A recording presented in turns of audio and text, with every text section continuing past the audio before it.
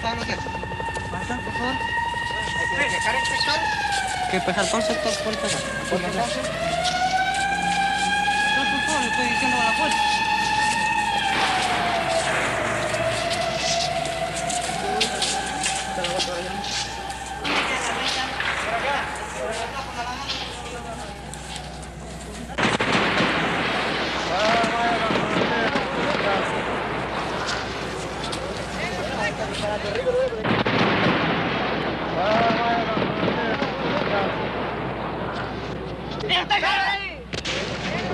Santiago de Chile, 29 de junio de 1973. Al no poder destituir constitucionalmente al presidente Allende, la estrategia del gobierno norteamericano y la oposición chilena pasa a ser la estrategia del golpe de Estado.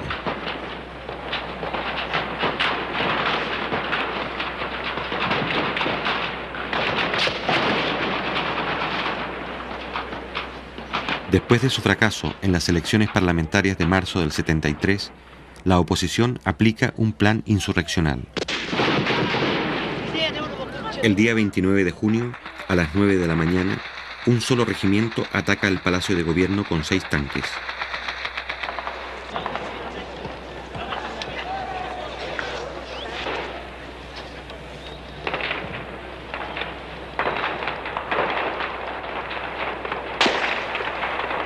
Un poco más tarde, un corresponsal argentino filma su propia muerte. También registra, 2 meses antes del golpe final, la verdadera cara de un sector del ejército chileno.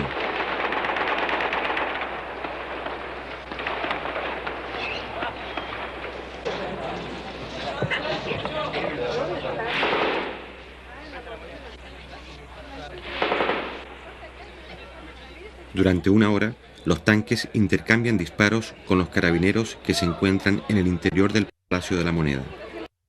En estos primeros instantes mueren 22 personas. El Parlamento, el Poder Judicial y los partidos opositores guardan silencio.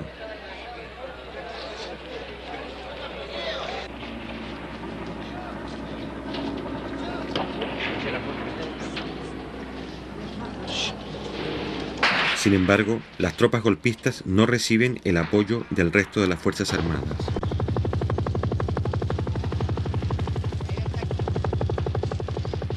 Tal vez considerando que todavía no hay condiciones para el éxito del alzamiento, el resto de la oficialidad no se suma a esta acción.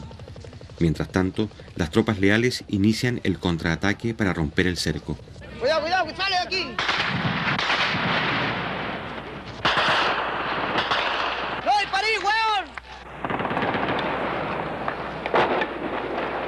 A las 10:30 se movilizan más soldados leales en dirección al centro de la ciudad. Por la carretera Panamericana Norte hacia la capital, 10 vehículos de transportes de tropa del Regimiento de Infantería de la ciudad de San Felipe. La población civil debe guardar calma.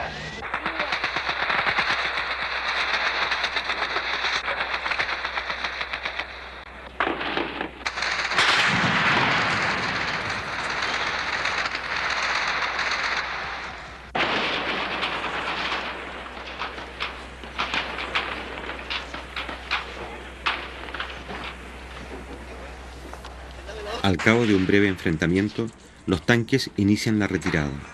El comandante en jefe del ejército, general Carlos Prats, dirige en persona las operaciones.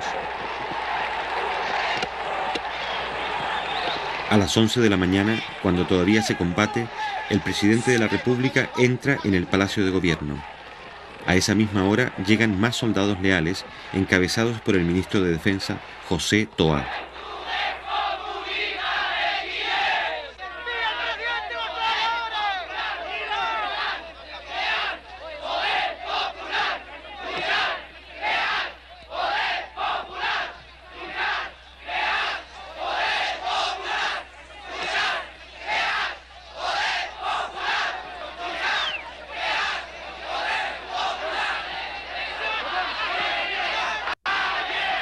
Si bien la situación mejora, todavía hay algunas fuerzas golpistas que no se han rendido. En su retirada, los tanques siguen haciendo fuego. José Toá, ministro de Defensa, intenta infundir calma ante el peligro de un nuevo enfrentamiento. en esta acción es secundado por el general Pickering. Ministro, si no controlamos a esta gente aquí va a quedar una masacre, oiga, por favor, a ver si usted me ayuda. Váyanse, hombre, váyanse. Váyanse, por favor, porque si no pueden morir algunos de ustedes.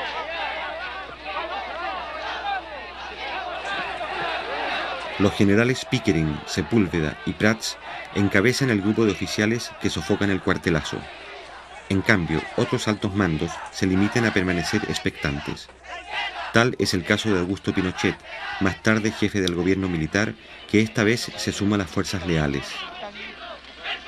A las 11:30 horas, el general Carlos Prats asegura al ministro de Defensa la rendición de los alzados y señala la ubicación de sus propias tropas. Pero en el lado sur de la Moneda está la escuela de suboficiales, en el lado norte está el regimiento Win.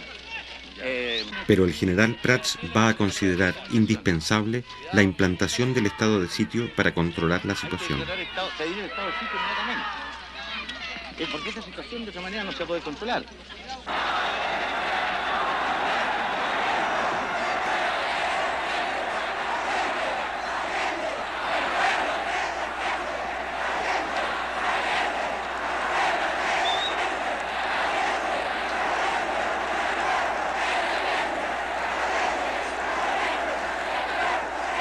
A las 12 del día, cuando ya está confirmada la derrota del alzamiento, el Partido Demócrata Cristiano manifiesta su apoyo al régimen constitucional.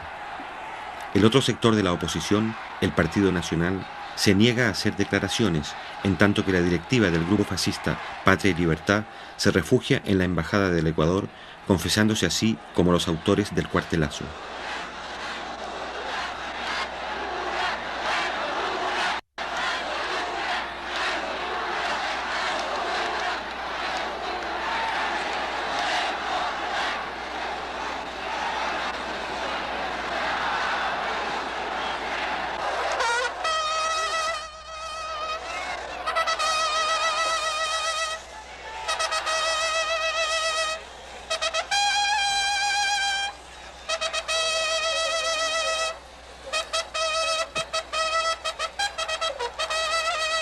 A las 6 de la tarde, la bandera presidencial es arriada por la guardia que ha defendido el palacio.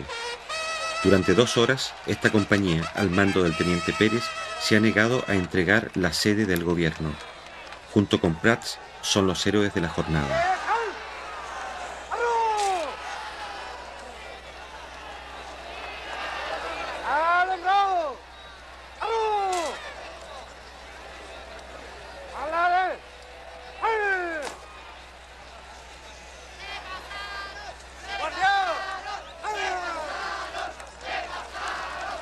La facilidad con que se ha aplastado el conato de golpe abre muchas interrogantes.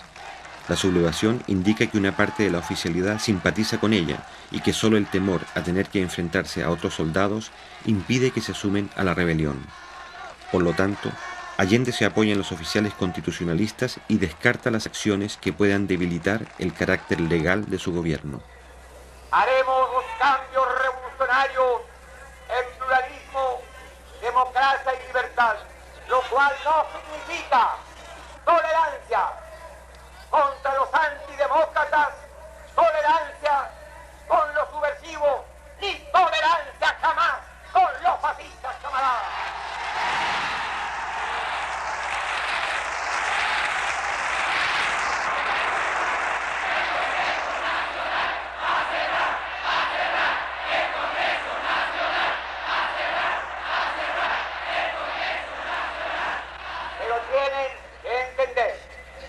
¿Cuál es la real posición de este gobierno? No voy porque sería absurdo cerrar el Congreso. No lo voy a hacer.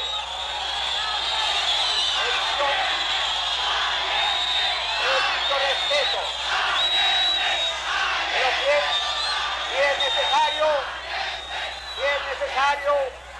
enviaré un proyecto de ley para llamar a un plebiscito para que el pueblo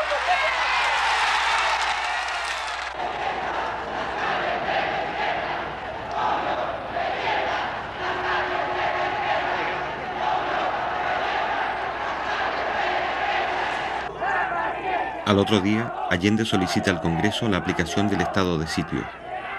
Desde la mañana del 29 de junio, los trabajadores de izquierda asumen el control de fábricas, empresas, minas y centros agrícolas a lo largo de todo Chile.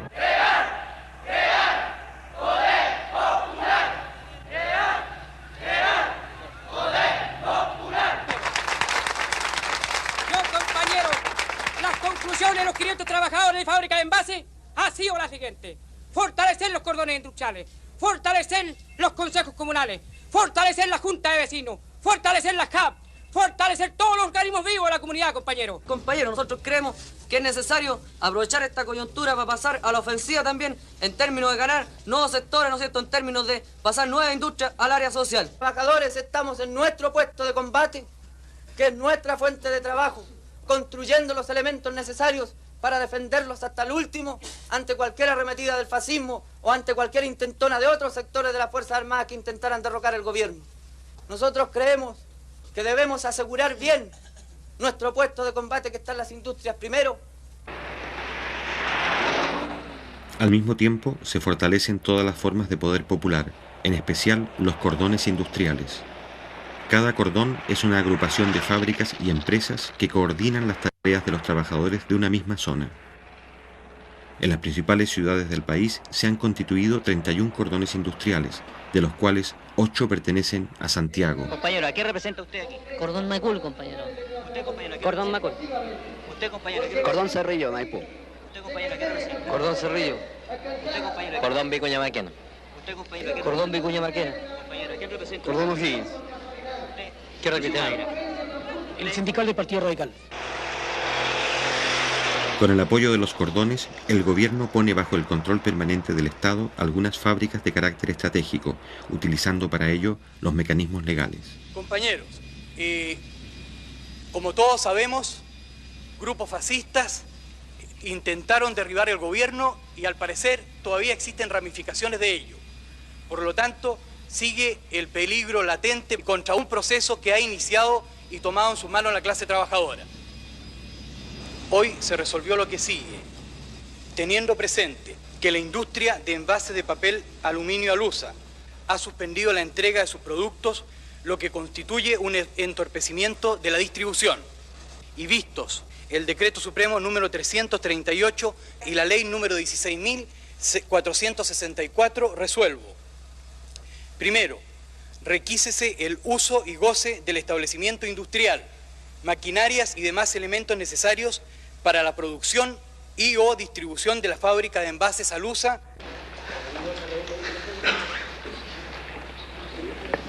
El 2 de julio, la ley sobre el estado de sitio, propuesta por Allende, es presentada en el Parlamento.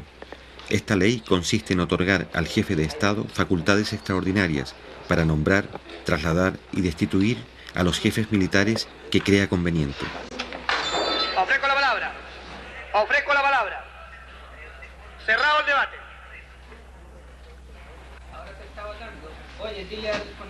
Durante los 3 gobiernos anteriores, la implantación del estado de sitio ha sido autorizada 2 veces.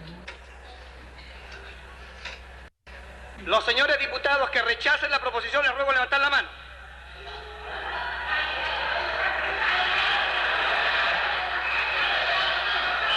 El estado de sitio, principal instrumento para afrontar una situación de emergencia, no es autorizado. Resultado de la votación. Por la afirmativa 52 votos, por la negativa 81. Queda rechazada la proposición formulada por el Ejecutivo. La iniciativa del Ejecutivo no consigue convencer al Parlamento. Los partidos opositores estiman injustificado conceder a Allende poderes especiales.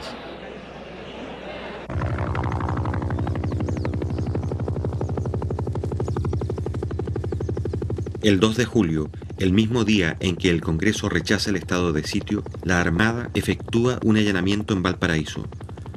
Un año antes, el Parlamento ha promulgado una ley de control de armas que faculta a los militares para efectuar registros en busca de armamento, sin orden judicial ni autorización del gobierno. A pesar de la creciente acción terrorista de los grupos de extrema derecha, esta ley, hasta ahora, nunca había sido puesta en práctica por los militares.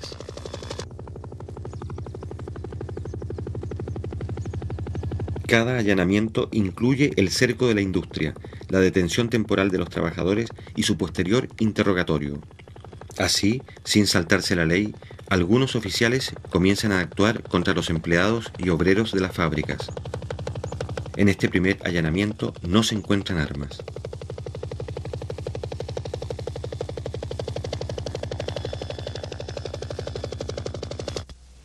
Chile está bajo la agresión del imperialismo norteamericano y un sector de la oligarquía que en octubre del 70 se unió a la ITT y a la CIA para derrocar a este gobierno, pretende repetir una intentona de esa naturaleza. Entonces la lucha en este momento tiene un carácter patriótico y nacional. Chile tiene pleno derecho a regirse de acuerdo con la voluntad de su pueblo. Al mismo tiempo, está en marcha un proceso de transformaciones sociales revolucionarias que tiene como finalidad abrir camino a una sociedad socialista. Frente a la amenaza de golpe de Estado, el Partido Comunista y un sector de la izquierda coinciden con Salvador Allende. Se trata de evitar un enfrentamiento armado en condiciones que se estiman desfavorables. Para ello, este sector plantea apoyarse en los mandos militares que respetan el sistema democrático. En el plano político, tanto Allende como este sector desean llegar a un acuerdo mínimo con la democracia cristiana. El objetivo es reforzar la estabilidad del gobierno y crear un vasto frente contra la guerra civil. Ellos han desarrollado toda una campaña en estos días.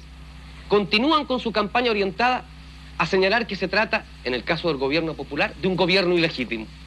Yo quiero preguntarle al señor Víctor García Garcena cuál es la opinión del Partido Nacional acerca de los hechos del 29 de junio, del tancazo que culminara con la muerte de más de 20 personas inocentes.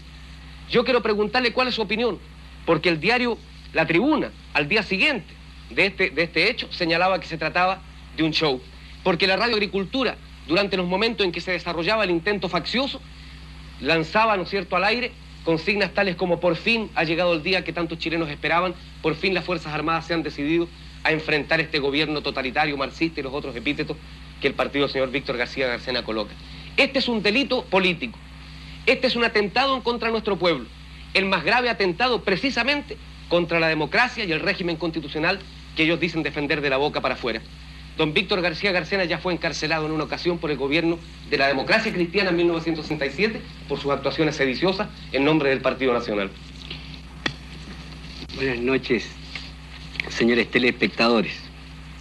Como ustedes pueden ver y han oído, el joven estudiante me ha emplazado a mí diciéndome que soy sedicioso. Óiganlo bien, pero mírenlo a él y mírenme a mí. Miren esa vida y miren la mía. Yo no sé cómo no se han caído las cámaras de vergüenza. Esta es la pura verdad. El que dedicó su vida a la revolución, el que no ha hecho otra cosa nada más que revolución, frente a un hombre que durante 35 años ejerció su profesión, que fue 25 años profesor de la universidad, que se ha ganado él su vida con su esfuerzo. El joven estudiante me emplaza y dice: miren al sedicioso. Es decir, simplemente, como es ridículo, voy a ir a otras cosas. No funciona el régimen sin virtudes republicanas. Ese es mi pensamiento. Todo el mundo lo conoce y así lo he practicado. Yo no condeno a los desesperados. Yo no condeno a la gente que hoy día, al pobre camionero pisoteado que toma una piedra. No condeno tampoco a la gente que reclama y que se alza. No soy partidario, ni he sido nunca, de ningún alzamiento. No soy partidario de los golpes ni de las aventuras, pero hoy día comprendo y entiendo cómo un país entero no puede vivir tranquilo cuando sus más apremiosas necesidades, como lo acaba de reconocer ella como dueña de casa, no pueden ser satisfechas. Se ha retratado de cuerpo entero. Ha mostrado el rostro sedicioso, el rostro golpista del Partido Nacional. Y señor Anzieta, aquí está el principal riesgo al régimen constitucional y a la democracia que usted dice defender. El señor Víctor García Garcena, y ustedes lo escucharon, señores telespectadores, acaba de decir que él no condena el alzamiento del 29 de junio, materializado por una unidad traidora, sin duda, a la limpia tradición de nuestras Fuerzas Armadas. No condena el asesinato de más de 22 personas, no lo condena, al revés, no ha tenido aquí, eso sí, la suficiente franqueza para decir que lo aplaude, como lo aplaudió su radio, la Radio Sociedad Nacional de Agricultura, como lo aplaudió su diario, el diario La Tribuna, que al día siguiente dijo que era un autogolpe, un show montado por el gobierno de la Unidad Popular. Y repítalo aquí, señor Víctor García. No he dicho que ha apoyado el alzamiento, no me tergiverse porque eso no lo admito. Pronúnciese claramente. Sí, acabo de pronunciarme claramente y no le voy a hacer más caso. Quiero que explicarle a ustedes, señores telespectadores, que nuestro sistema es el sistema no de odio de clases, ni de lucha de nada. Es lo que se llama la integración nacional. Eso es lo que perseguimos. Perseguimos es que todos nos sentamos miembros de una misma patria. Como en Uruguay. Nos sentamos fraternales. ¿Para qué me interviene con otros países que no tienen como nada Brasil. que ver? Usted parece que fuera boliviano. Sí. No se desespere, don No, Víctor sí, García. por favor. No se ponga histérico, por favor, permítame continuar. Estos son los problemas. ¿De dónde provienen los atentados en contra de la democracia y de la libertad? Para obstaculizar e impedir el diálogo y para irnos, en definitiva, al camino de la guerra civil, que es el camino que necesita don Víctor García Garcena, la pacífica paloma de la paz que hemos visto aquí frente a las cámaras, que aspira a instaurar en Chile una dictadura fascista igual a la de José María Bordaberry en Uruguay, y si no pronuncia, señor García, a la de Brasil y a la de Bolivia, y lo repito y lo emplazo.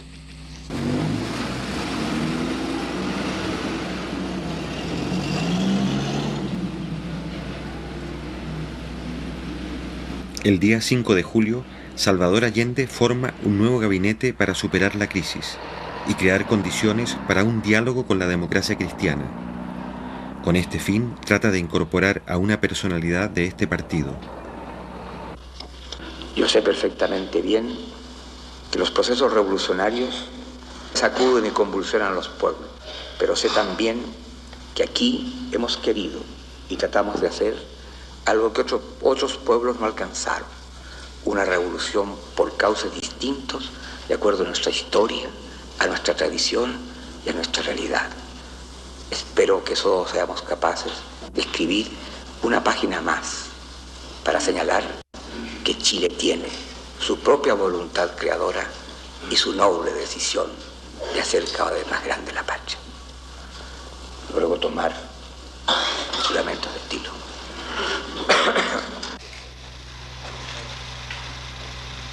Finalmente quiero agradecer que llamé al rector de la Universidad Católica, Fernando Castillo, y le pedí que formara parte del gabinete.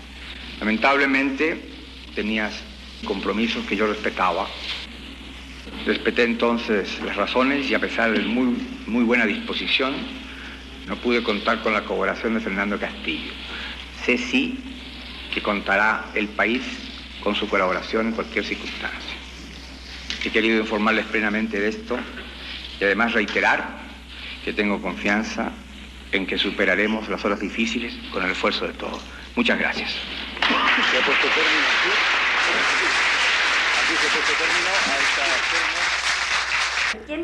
¿Por qué se produce esta ruptura que no es la deseada ni por el gobierno?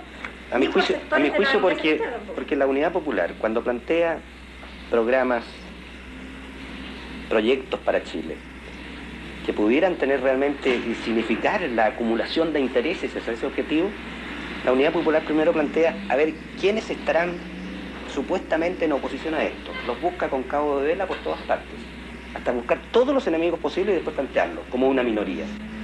Cuando yo creo que los grandes planteamientos de transformación de nuestra sociedad son planteamientos que, bien lanzados como mensaje, buscando todos aquellos que puedan confluir como una fuerza realmente creciente hacia los objetivos de Chile, es lo que es la más fundamental obligación de un gobierno. Pero bajo la influencia de su ala más tradicional, el Partido Demócrata Cristiano no desea por el momento dialogar con el gobierno. Aún así, tanto Allende como un sector de la izquierda y de la propia democracia cristiana continuarán los esfuerzos para iniciar un diálogo que modifique la correlación de fuerzas ante un posible golpe de Estado.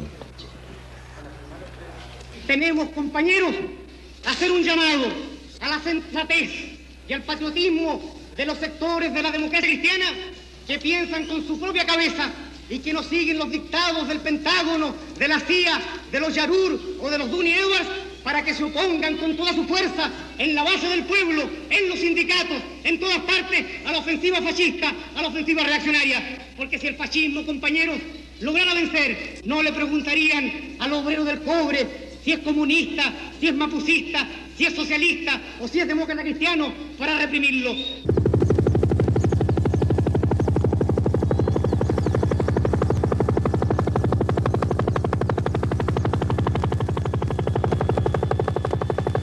El día 8 de julio, la Infantería de Marina efectúa un allanamiento en Valparaíso. Ese mismo día, la Fuerza Aérea ocupa un cementerio de Santiago con 3 helicópteros. 200 soldados registran las tumbas en busca de armamento. En ambos casos no se encuentran armas.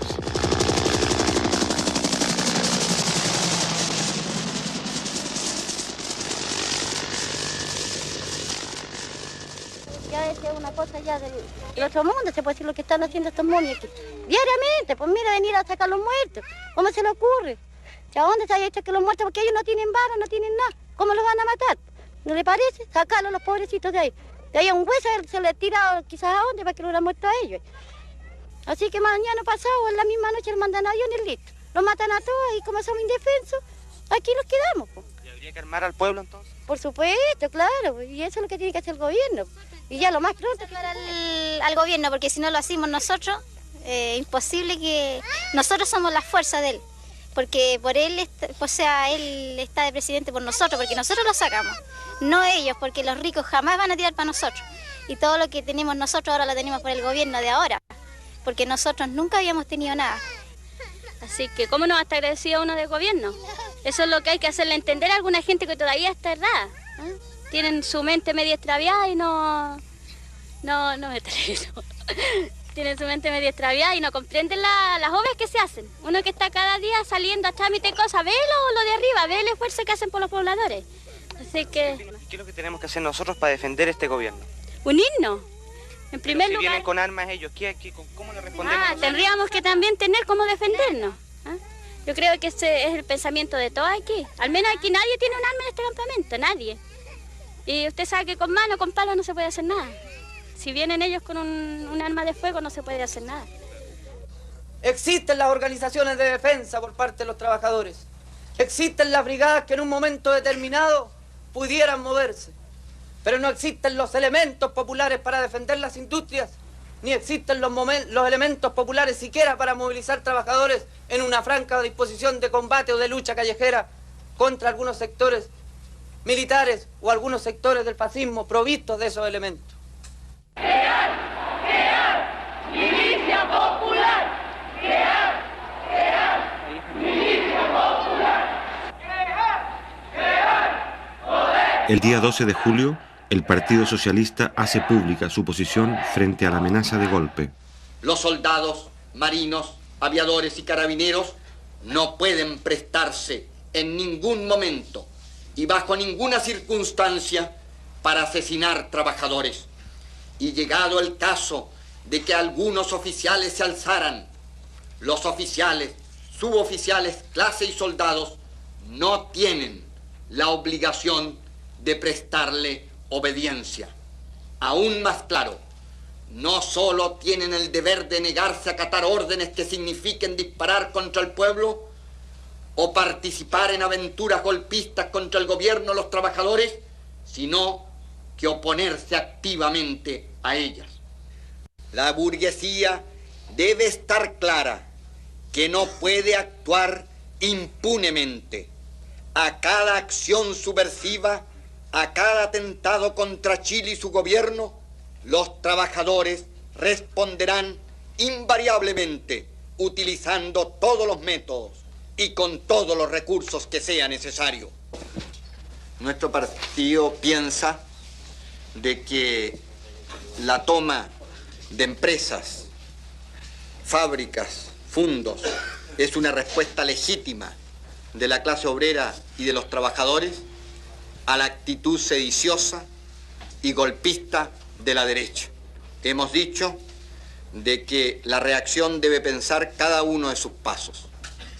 Sobre la posición del partido frente a estos allanamientos que hacen los militares de nuestra industria a la búsqueda de armas, que considero que es una forma ofensiva hacia la clase, porque considero que los trabajadores, si en algún momento se hubiesen armado, es para defender a su gobierno, el gobierno de los trabajadores.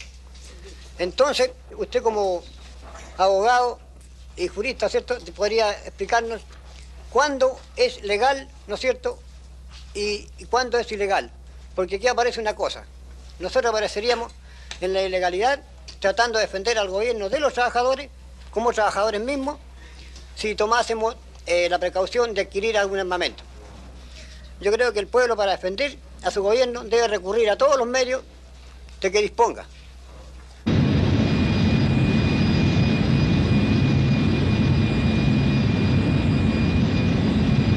El problema de las armas se relaciona con el problema de la ocupación de empresas. Para un sector de la Unidad Popular, encabezado por los comunistas, la expropiación arbitraria de fábricas constituye un error, pues debilita la imagen legal del gobierno. En cambio, para el otro sector, liderado por los socialistas, la ocupación de industrias representa una forma útil de movilización que ayuda a preparar la lucha que se avecina. Este sector de la Unidad Popular afirma que el choque armado con la derecha es completamente inevitable y que la única forma de encarar un golpe es con la organización de las masas y el poder popular, en especial los cordones industriales.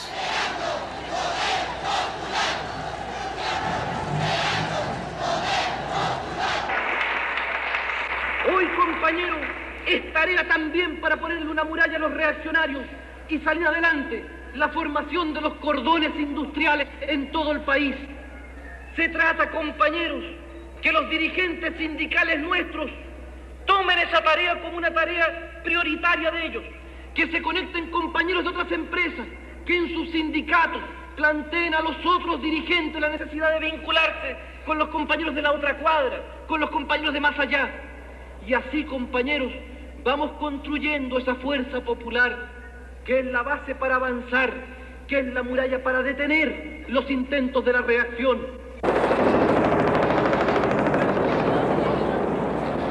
El 19 de julio, en la ciudad de Osorno, el regimiento Arauco ocupa la central de trabajadores. Al día siguiente, personal de la Marina realiza otro allanamiento en Concepción.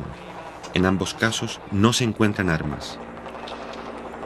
El 12 de julio, el movimiento de izquierda revolucionaria, MIR, desde fuera de la Unidad Popular, plantea su posición. A lo largo y ancho del país se oye un solo grito que resuena en las fábricas, fundos, poblaciones y liceos, en los cuarteles del pueblo. El llamado a crear, fortalecer y multiplicar el poder popular, el poder de los comandos comunales, el poder de los obreros y los campesinos. Los revolucionarios y los trabajadores deben de inmediato extender las tomas de fábricas y fundos, multiplicar las tareas de defensa, impulsar el poder popular como gobierno local autónomo de los poderes del Estado. Los suboficiales y carabineros deberán desobedecer las órdenes de los oficiales golpistas. Y en ese caso, todas las formas de lucha se harán legítimas.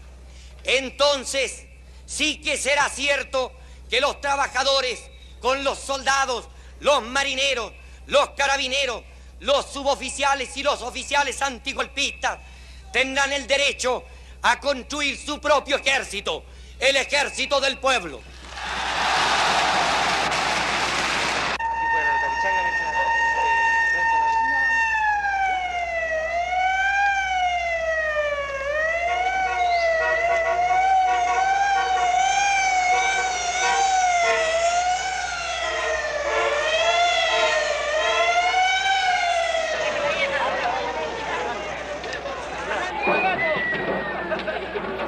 El 19 de julio, los trabajadores del cordón industrial Vicuña Maquena ocupan la principal carretera de su área.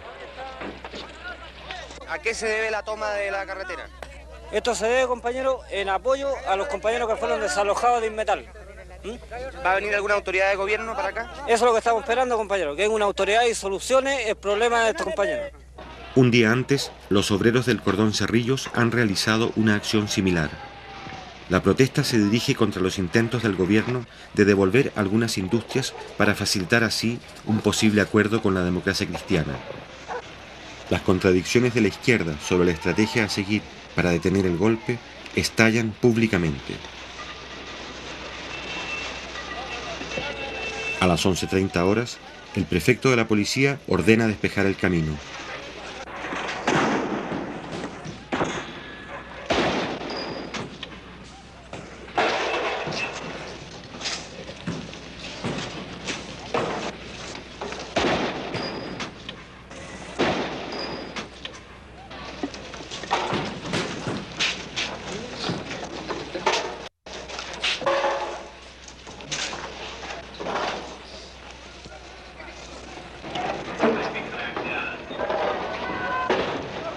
Los carabineros solo pueden avanzar hasta la primera barricada. Más allá hay 4.000 obreros a lo largo de 7 kilómetros.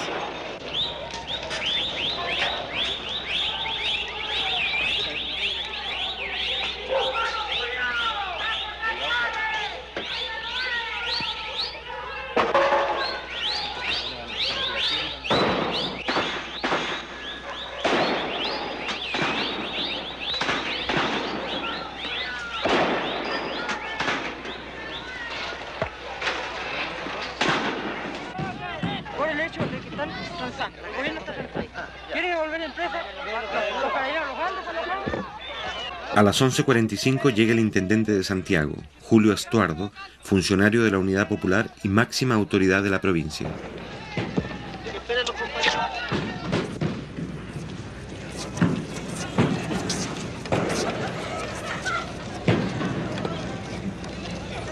Su misión consiste en disolver el enfrentamiento. Perfecto, que por instrucciones mías no se va a mover nada aquí y ustedes se van a retirar a 2 cuadras más allá. ¿Ah? Así que retire usted las fuerzas policiales. Ojalá más allá de Avenida Mata. ¿Ah? Y comuníquele al prefecto que es una instrucción mía. Ya, gracias. La policía debe retirarse, pero el problema de las fábricas ocupadas va a seguir discutiéndose con la Central Única de Trabajadores. La CUT determinó una comisión que iba a ver los casos de las industrias que están hoy día en manos de los trabajadores. Y esa comisión está hoy día estudiando esos problemas a través con los organismos que corresponden, Corfo y Ministerio de Economía. Porque aquí hay que tener claro, compañeros, de que hay muchas industrias que no todas las que están tomadas, porque hoy día en Santiago hay una cantidad enorme de industrias tomadas, no todas van a poder ser pasadas al área social, por diferentes razones. Además, cuando la CUT lanzó el llamado de tomarse las industrias en caso de cualquier intentona golpista, esto significaba, digamos, en épocas críticas, parar la acción del fascismo. Pero en todo caso eso no significa de que indiscriminadamente todo tipo de industria va a pasar al área social, porque por allí también hay algunos problemas con industrias que están desfinanciadas totalmente y que el Estado, al hacerse cargo de ellas, digamos, en la práctica se hace cargo de callo, cuestión que no puede ser. De manera de que esto se ha estado discutiendo con los compañeros trabajadores afectados de las industrias respectivas. Como le digo, lo que queremos es una pronta decisión de la CUT, sea buena o mala, pero que sea una decisión para que esa no sea un anticuerpo en el seno de los trabajadores, compañeros. Nada más. El problema es que allí hay otras cuestiones de fondo. Esas empresas, por ejemplo, de capitales suizos, ¿qué pasa? De que hay un problema de relaciones internacionales allí. Ahora, ¿pero qué tiene que ver las relaciones internacionales con los problemas de los trabajadores? Tiene que ver mucho, porque el gobierno suizo es uno de los principales socios del Club de París, donde se discute y donde se renegocia la deuda externa de Chile, que ustedes saben que por efecto de que después que asumió el gobierno, que estatizó el cobre, por ejemplo, vino un boicot de los yanquis, en donde hoy día el país no tiene divisas, no tiene los créditos que antes tuvo. De manera que esto se renegocia en el Club de París, en donde allí Chile tiene que manejarse con mucha cautela. ¿Ah? Entonces, aquí no se trata de internacionales, se trata de pasar a la red social toda la industria que a nosotros nos interesa, sin transar con nadie, compañero. Ese es el punto. Porque estas cosas, compañero, que usted está explicando en el ámbito internacional, es indudable que los trabajadores en general no lo van a comprender. Si usted no le da unas razones más criollas y con palabras en que todos las entendamos, los compañeros en este caso pueden pasar por sobre los dirigentes que están en la Central Única de Trabajadores. Yo le puedo responder también a eso, o sea, también hay respuestas, si pudiéramos decir, más criollas, más chilenas, porque hoy día, ustedes saben, compañeros, de que nosotros, la clase obrera, a través de este gobierno hemos ganado una parte del poder, pero no hemos ganado todo el poder. La reacción busca de que las fuerzas del orden, ya sean carabineros o militares, se enfrenten a los trabajadores a través de esa lucha que plantea el compañero y no obedecen a la dirección central aquí. Se toman justicia por sus manos y se enfrentan a los carabineros, se enfrentan a los milicos y después entonces se acusa al gobierno de que aquí hay indisciplina, de que no hay autoridad y estamos a un paso de que se acuse constitucionalmente al presidente de la República, porque eso es lo que quieren. Pero nosotros, compañeros, también tenemos la película bien clara. Se nos pidió organización, que nos organizáramos los obreros, que entráramos a formar los cordones y comenzáramos a organizarnos en todos los frentes. Nos hemos organizado, compañeros, en los frentes poblacionales. Nos hemos organizado en los frentes obreros, en los sindicatos. Nos hemos también organizado en los cordones. Y aún seguimos con la misma cantinela, pues, compañeros, de que no es el momento y de que hay un poder legislativo y hay un poder judicial. Se nos pidió que nos organizáramos desde un comienzo, desde la población hasta el nivel más alto. Y hasta el momento nos hemos organizado, pues, compañeros, y seguimos aún diciendo, el compañero presidente nos sigue pidiendo a nosotros que tengamos calma, que sigamos actuando en esta forma y sigamos organizándonos. ¿Pero para qué? ¿Cuál es el miedo, compañeros, de llegar a presentarnos los obreros en un paro general?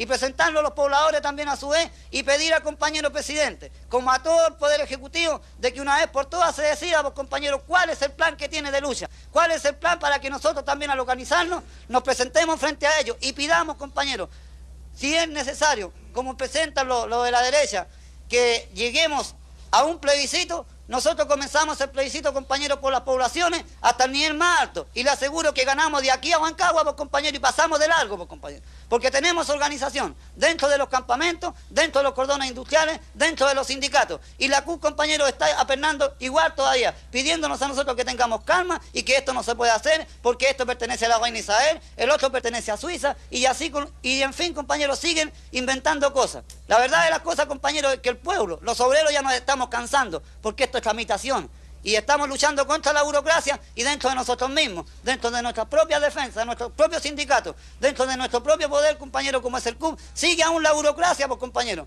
¿Hasta cuándo? Yo quiero que insultarle a usted, compañero. ¿No tiene usted confianza en el poder popular, compañero? ¿No tiene confianza la CUB en los obreros que hemos ido al frente en el día viernes cuando nos presentamos frente al compañero Allende a gritar y apoyarlo en todo sentido?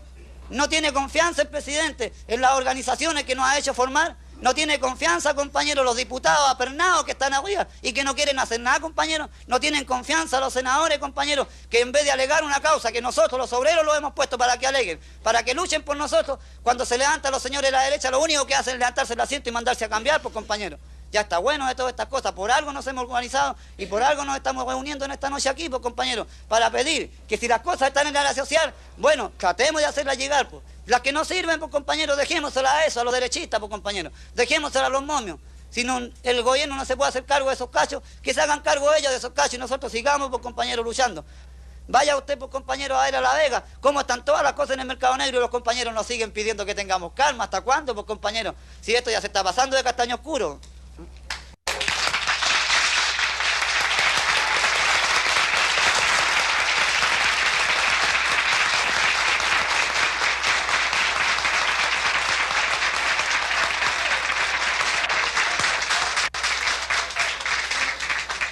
¿Acaso ustedes no saben la composición de clase que existe hoy día en las Fuerzas Armadas, compañeros? ¿No saben ustedes que la mayoría de la oficialidad están por el golpe? Porque aquí, compañeros, aquí el poder no solamente se logra con la buena organización, está la buena organización, pero también tenemos que tener algún peso que contrapese el real poder que tiene la reacción en este momento. Y por eso que estamos hablando en la Central Única de los comités de protección. ¿Y qué es lo que son los comités de protección? Comités de protección de las industrias, de la producción, y también comités de protección para la guerra, pues compañeros. Son cuestiones que no se pueden hablar así y de entrar a dar detalles, porque no podemos caer en esos errores. Pero aquí tenemos que prepararnos los trabajadores para entrar al combate en todos los terrenos. Y en esa pelea está hoy día la CUT. Que hayan deficiencias, yo las acepto, compañeros. Pero el problema surge cuando quieren existir organizaciones con cierta dirección paralela al organismo de los trabajadores. Y es por allí donde va mal la cosa. Y por eso, compañeros, es que yo reconozco de que aquí hay muchos compañeros que plantean cuestiones no malintencionadas, pero que son cosas que hay que discutirlas más profundamente, compañeros. No se puede gratuitamente catalogar a tal o cual organización, a tal o cual de dirigente, de tal o cual defecto, porque yo creo que las organizaciones las integramos todos y todos tenemos algún grado de responsabilidad. Y ustedes tienen su organización, pues, compañeros, para plantear este tipo de problemas. Y estamos de acuerdo de que aquí hay que buscar las salidas correspondientes a los problemas que hoy día están planteados. Pero no nos olvidemos, compañeros, de que aquí hay un gobierno que está presidido por el compañero Allende y que tenemos que obedecer a esa dirección, que hay un organismo que son los trabajadores y que hay organismos que son los partidos de la clase que también entregan orientación, pues, compañeros. El 19 de julio, la Escuela de Infantería allana una fábrica en San Bernardo. Sin excepción, todos los sectores de la izquierda reconocen la necesidad de preparar la defensa armada del gobierno, pero la falta de dirección única impide la formulación de un plan conjunto.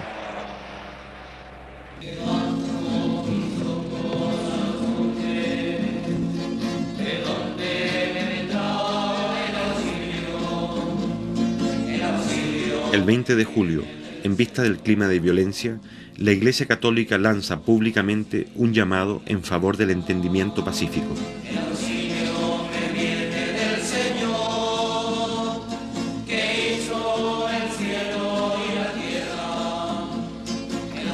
Esta campaña, encabezada por el cardenal Raúl Silva Enríquez, culmina con la celebración en todo el país de misas por la paz.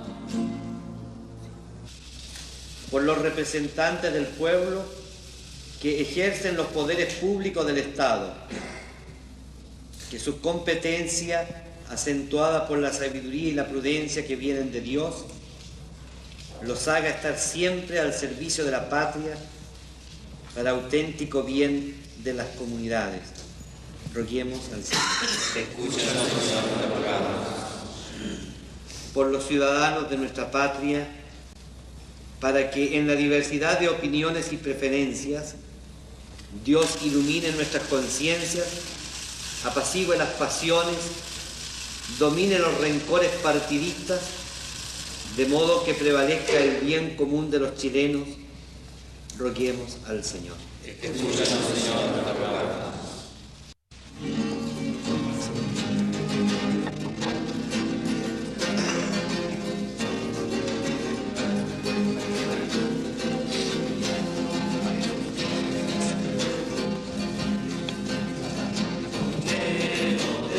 El llamado a la pacificación que hace la Iglesia coloca a algunos jefes de la democracia cristiana en una posición difícil. Durante 20 días se han negado a aceptar el diálogo con Allende. Si ahora no cambian su actitud, entrarán en conflicto con la posición pública de la Iglesia.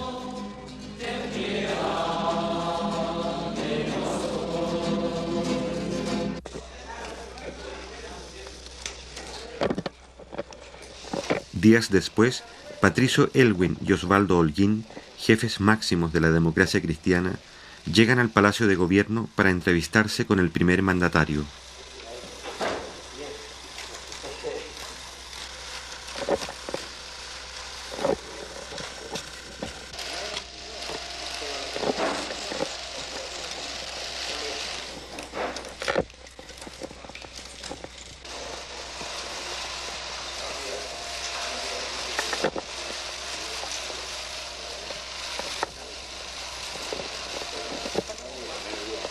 Consciente de las diferencias, pero convencido de su plan, Allende se muestra dispuesto a lograr un entendimiento mínimo que evite la ruptura constitucional.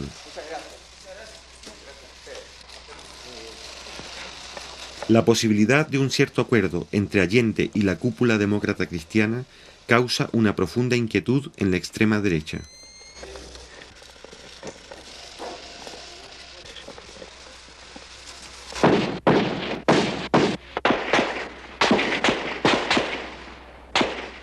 El 27 de julio, a la 1:30 de la madrugada, el comandante Arturo Araya Peters, edecán naval del presidente Allende, es asesinado por un comando.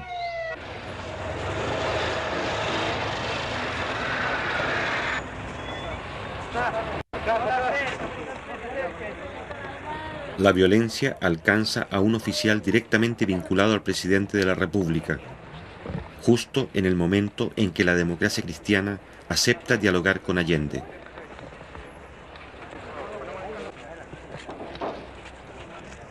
El comandante Arturo Araya se había convertido en el principal enlace entre el gobierno y los oficiales constitucionalistas de la Marina.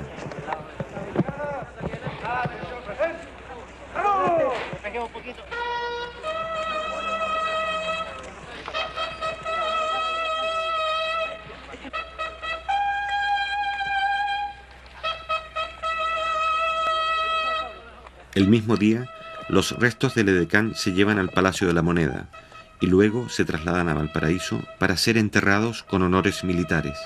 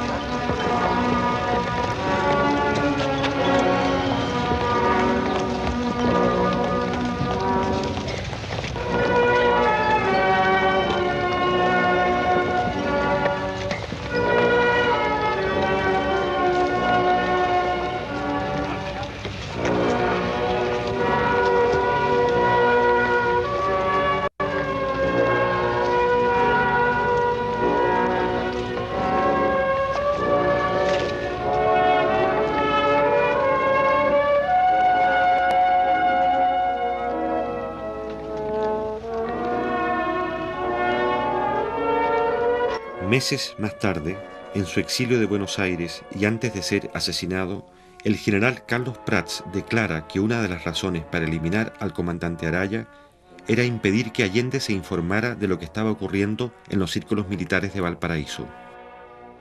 Es aquí donde un sector de la oficialidad empieza a planificar el golpe de Estado con la asesoría del gobierno norteamericano.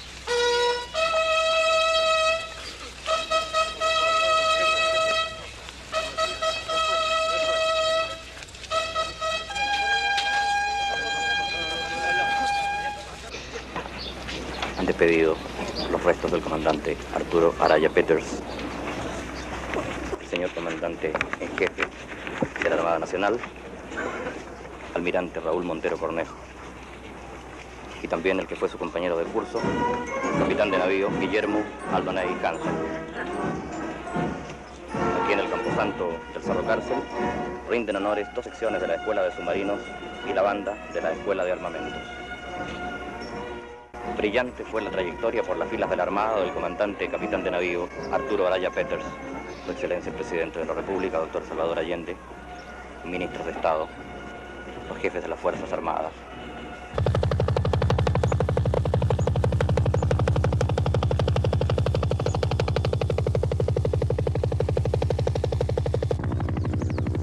Los allanamientos en busca de armas se intensifican. El día 3 de agosto, los militares rodean una de las principales fábricas del Cordón Cerrillos. Estos operativos permiten a los oficiales reconocer el terreno y estudiar la reacción de los trabajadores. A su vez, acostumbran a la tropa a enfrentarse con la población civil y vigilan el comportamiento de sus propios soldados. Al otro día, la 5ª División del Ejército ocupa el barrio industrial de Punta Arenas. Hasta la fecha, los militares han realizado 27 allanamientos en todo el país sin encontrar armas. Por primera vez en un operativo se utilizan tanques.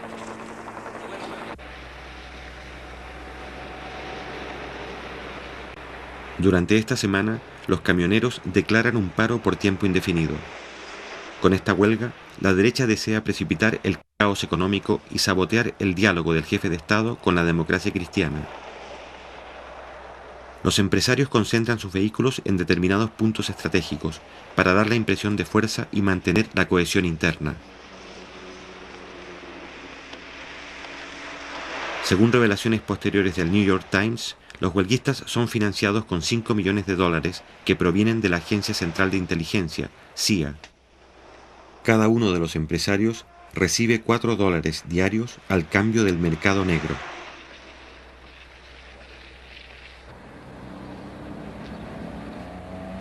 Mientras tanto, en los jardines del Congreso, tal como sucedió con la huelga del cobre, las mujeres de los camioneros recolectan dinero y víveres entre la población.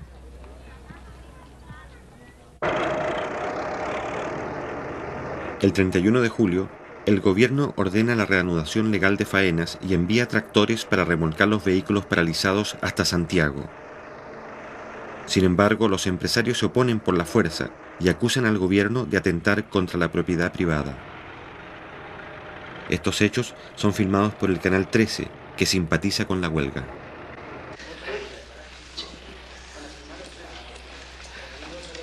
Días más tarde, una parte del Parlamento transforma el incidente en un escándalo. El Senado pide al Canal 13 que vuelva a emitir su versión filmada de los hechos, como elemento de juicio para los parlamentarios.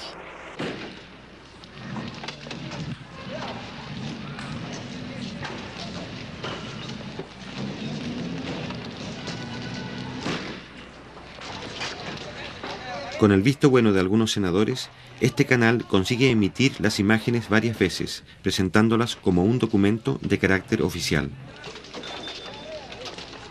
Esto pone de manifiesto el poder de la oposición en los medios informativos, así como la libertad de expresión que tolera el gobierno. El bloque opositor controla el primer canal de Santiago, así como el 75% de las radios y el 70% de la prensa escrita. En este caso, la incautación de los camiones sirve para alimentar otra campaña más contra el gobierno.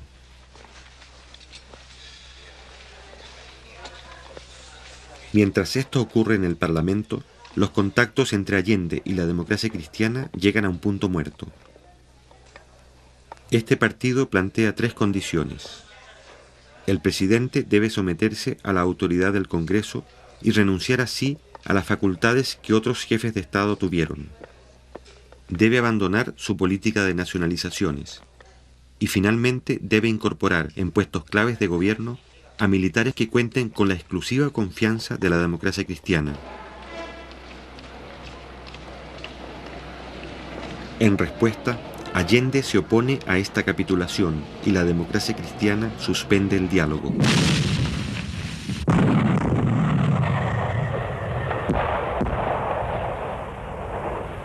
Interrumpido el diálogo, casi toda la oposición se suma a la escalada contra el gobierno. Durante julio y agosto, los grupos terroristas entrenados por los servicios de inteligencia norteamericanos realizan 250 atentados con dinamita y bombas incendiarias. Ante el creciente vacío de autoridad, Allende logra el apoyo de los comandantes en jefe y consigue que los militares acepten compartir responsabilidades. Un país no puede vivir sometido a la amenaza de desalmado. Las calles de Santiago fueron sembradas ayer por publicaciones como esta. Ahí habría que preguntarse quién las paga, dónde se imprimen, cuáles son las empresas que se prestan para que se atente contra la vida nacional, contra el gobierno, contra el país. 8 medidas para arrocar al gobierno. Con esa impudicia se está actuando.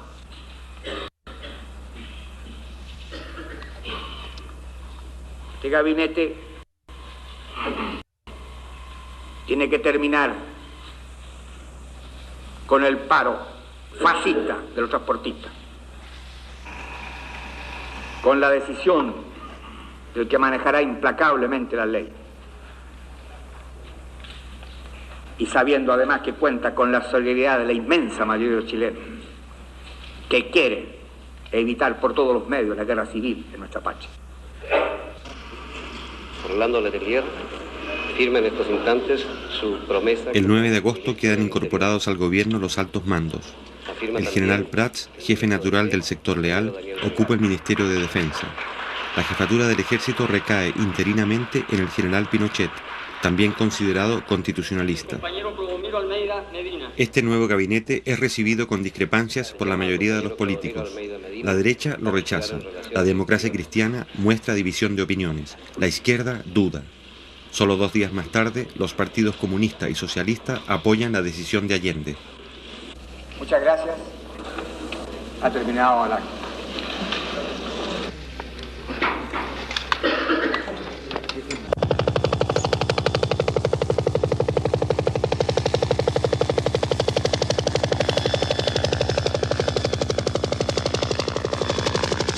El 11 de agosto se realiza la primera gestión del nuevo gabinete para requisar camiones.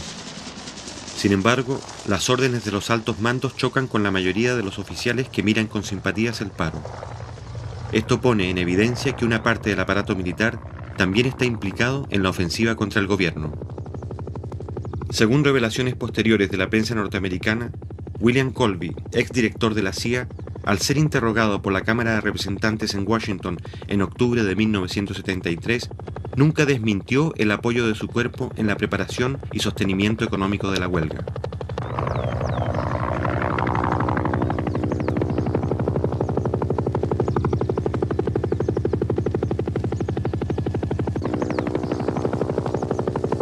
El 12 de agosto, el Partido Demócrata Cristiano declara oficialmente su apoyo a la huelga. En las fábricas, las materias primas comienzan a disminuir y en el campo escasean las semillas. En estas circunstancias, el gabinete cívico-militar ha fracasado.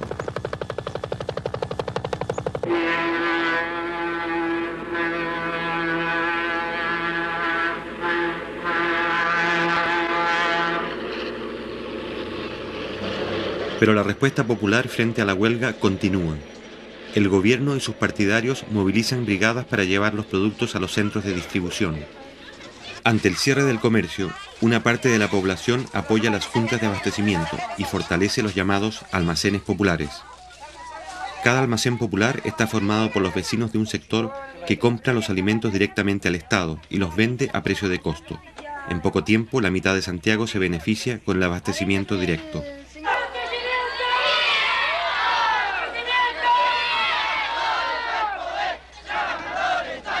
En algunos barrios, los cordones industriales envían piquetes de obreros para vigilar la distribución y abrir los comercios cerrados.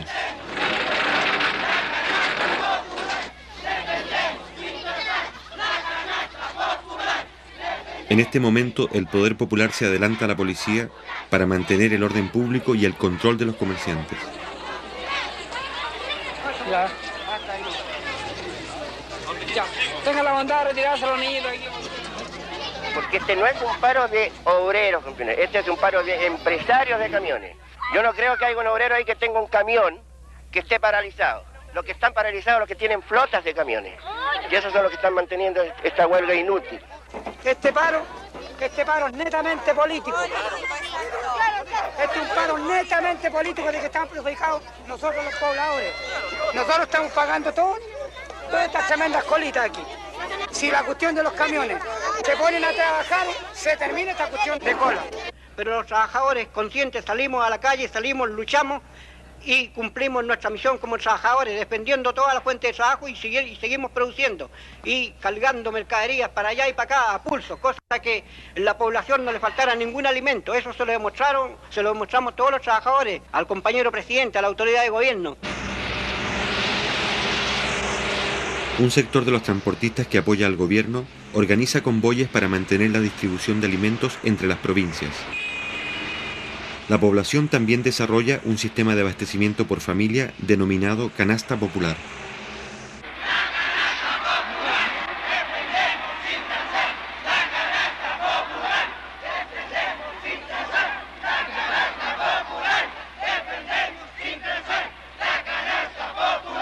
¿Qué opina usted de la actitud del gobierno frente a la crisis que estamos viviendo? La actitud del gobierno, compañero, tiene que muñequear, porque si usted fuera gobierno tendría que hacer lo mismo, compañero. Porque el gobierno tiene que bailar en la cuerda floja muchas veces. Yo creo, compañero, no es culpa del gobierno. Para mí, como socialista marxista del año 32, a esta parte, compañero, porque yo estuve en la pelea en la República Socialista, a Marmaduke Groves, compañero, y a otro, después que cayó en un error el compañero Groves. Cuando el pueblo le pedía las armas, compañero, y él siendo militar no las entregó, compañero. Claro que habría sido, compañero, una matanza incontrolada, compañero, porque allí quizás que habría pasado, porque si ahora mismo, compañero, a nosotros nos falta mucho, digo yo, de tener un buen frente, que lo tenemos en todas las poblaciones. Tenemos organización antifascista, compañero, y comités de defensa, pero nos falta un poquitito de coordinación provincial y nacional, compañero, para actuar en un solo frente. Porque que no los vaya a pasar aquí si viene el enfrentamiento como pasó en España, compañero, que por la división de algunos partidos, compañero, y los anarcos sindicalistas por un lado, los socialistas por otro, y se montó el fascismo de Franco, compañero, en el poder.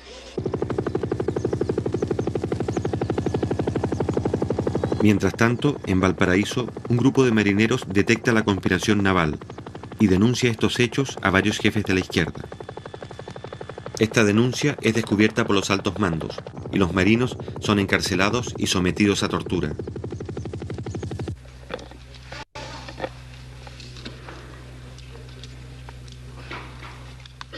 El 22 de agosto, en la Cámara Baja, la oposición rompe con el régimen constitucional. Estos diputados señalan que el gobierno estaría quebrantando la Constitución y con ello dan el visto bueno a la intervención militar. Apoyada por mayoría simple y sin fuerza legal, esta declaración justifica la rebelión y concede legitimidad al golpe de Estado.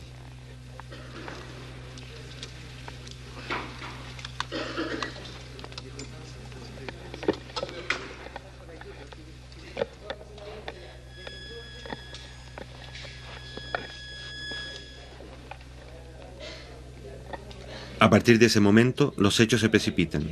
Un grupo de mujeres se congrega frente a la casa del comandante en jefe del ejército, general Prats, jefe natural de los oficiales que respetan el sistema democrático. La manifestación, donde participan las esposas de 6 generales, es para señalar a Carlos Prats de que ya no tiene el apoyo de la cúpula militar. Al otro día, la Junta de Generales le niega su respaldo y Carlos Prats renuncia.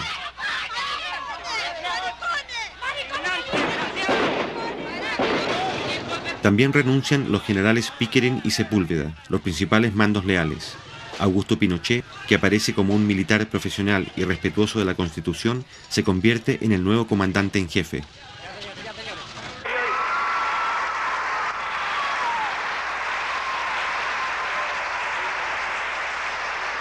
Mientras la conspiración avanza, la oposición civil inicia la última ofensiva.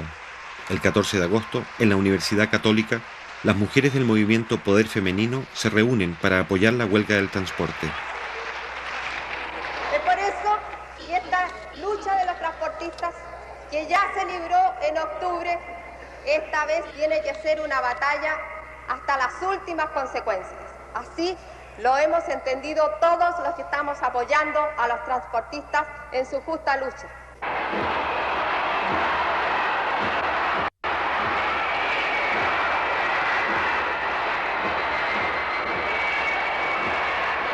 Días más tarde, los adversarios del gobierno piden la renuncia del propio jefe de Estado.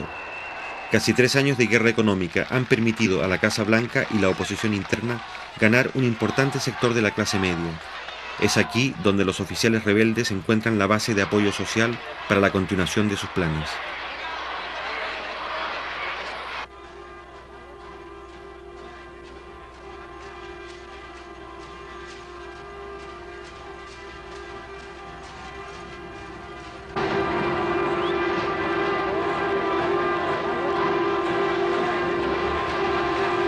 El día 4 de septiembre se cumple el tercer aniversario del triunfo electoral de Salvador Allende.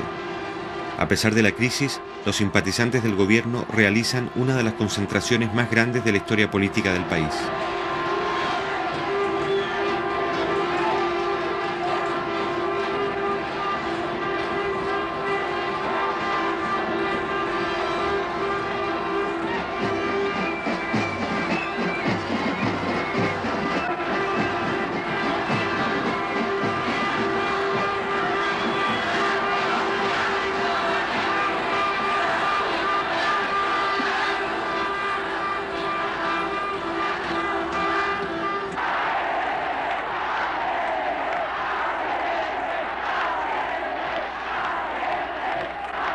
A partir de las 5 de la tarde, más de 800.000 personas desfilan ante el presidente de la República. 3 días después, Salvador Allende informará a sus colaboradores que desea convocar a un plebiscito para resolver por la vía democrática la continuidad del gobierno. La fecha marcada para dar a conocer este plebiscito es el día 11 de septiembre.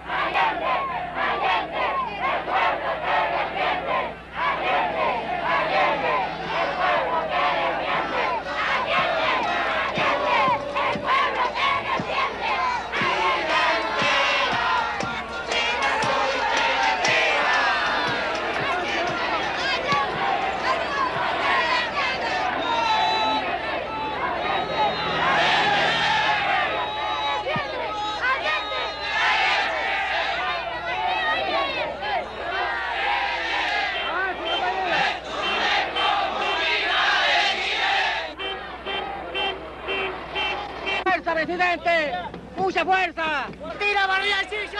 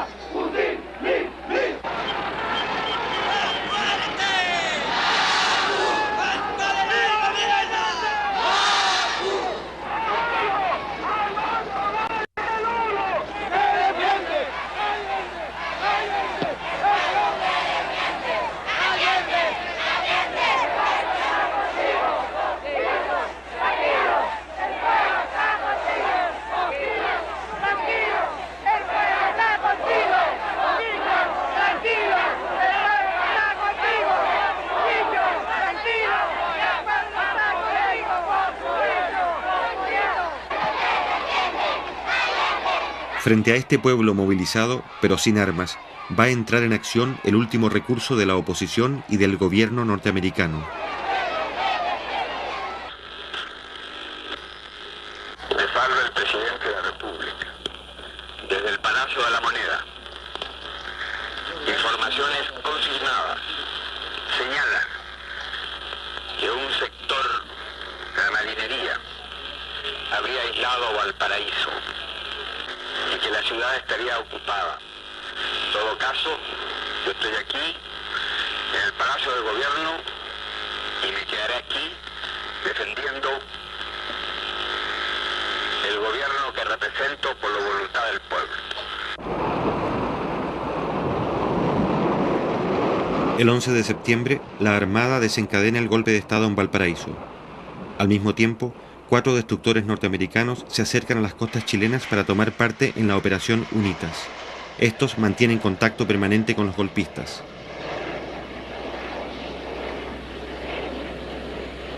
A las 7:30, el presidente Allende ha llegado al Palacio de la Moneda para impartir instrucciones. La situación es crítica. No existe un plan conjunto para la defensa armada del gobierno. Durante la madrugada, la mayoría de los oficiales leales han sido neutralizados. A las 8 de la mañana, 2 aparatos de la Fuerza Aérea empiezan a sobrevolar la capital. A las 8:20, los jefes de la sublevación exigen la renuncia de Allende y le ofrecen un avión para que abandone el país. A las 9:15, el presidente se prepara para combatir y habla nuevamente por radio. La Fuerza Aérea ha bombardeado las torres de Radio Portales y Radio Corporación.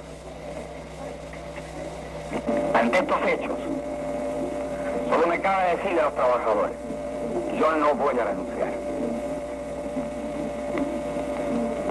Colocado en un tránsito histórico, pagaré con mi vida la lealtad del pueblo. La historia es nuestra y la hacen los pueblos. ¡Viva Chile! ¡Viva el pueblo! ¡Vivan los trabajadores!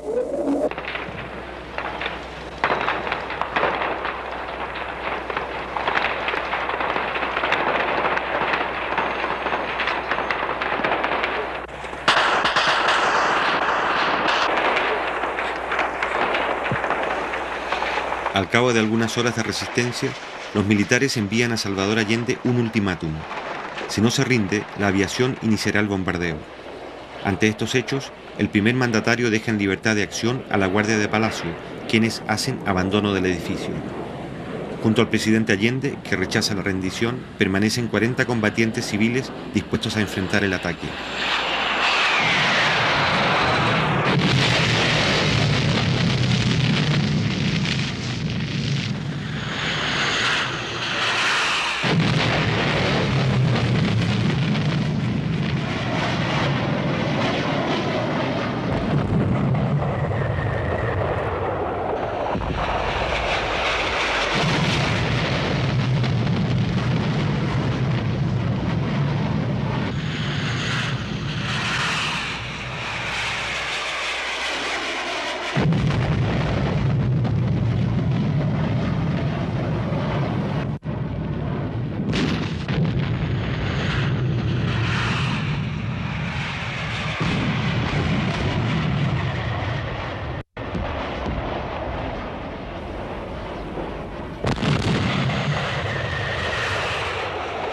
A pesar de todo, los defensores del palacio resisten 3 horas, mientras se producen pequeños combates en varios lugares de Santiago y en provincias.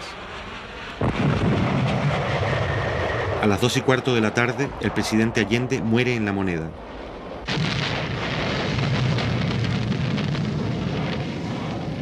A las 9 de la noche, los jefes de la sublevación se presentan públicamente al país. Las Fuerzas Armadas y de Orden han actuado en el día de hoy solo bajo la inspiración patriótica de sacar al país del caos que en forma aguda lo estaba precipitando el gobierno marxista de Salvador Allende. La Junta mantendrá el poder judicial y la asesoría de la Contraloría. Las cámaras quedarán en receso hasta nueva orden. Eso es todo.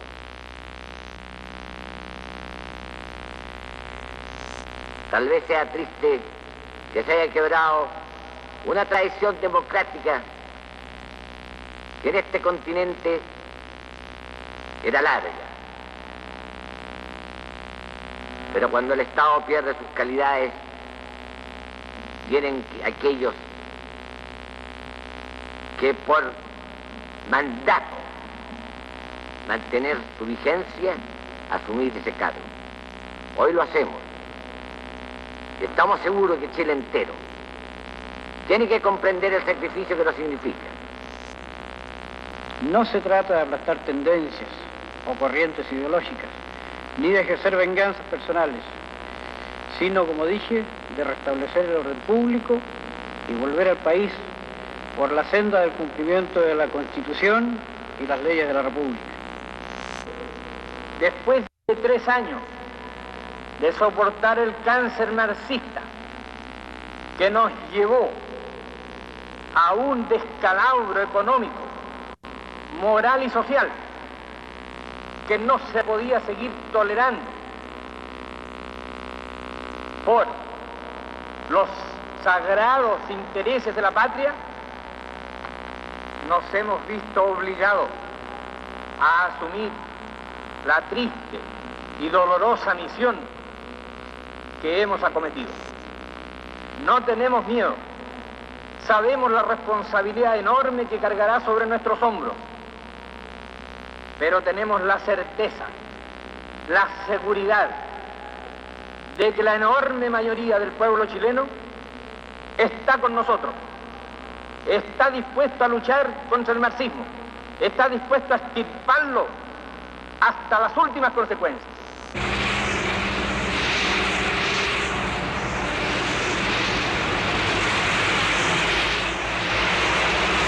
A partir del 11 de septiembre, todos los recursos del ejército chileno son utilizados para reprimir al movimiento popular, con la complacencia del gobierno norteamericano. La primera resistencia armada ofrecida por algunos cordones industriales, poblaciones y centros agrícolas es aplastada rápidamente en lucha desigual.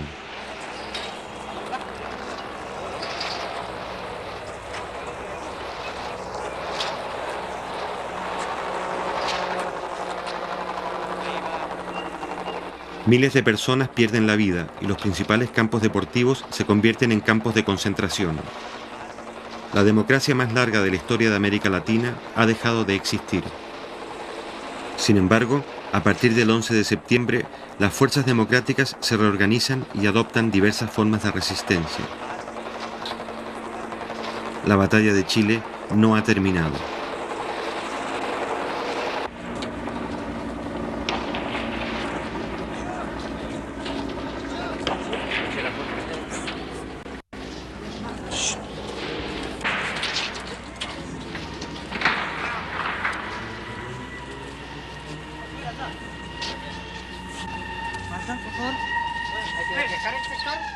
¿Qué pesar por sector? Por favor, le estoy diciendo a la puerta.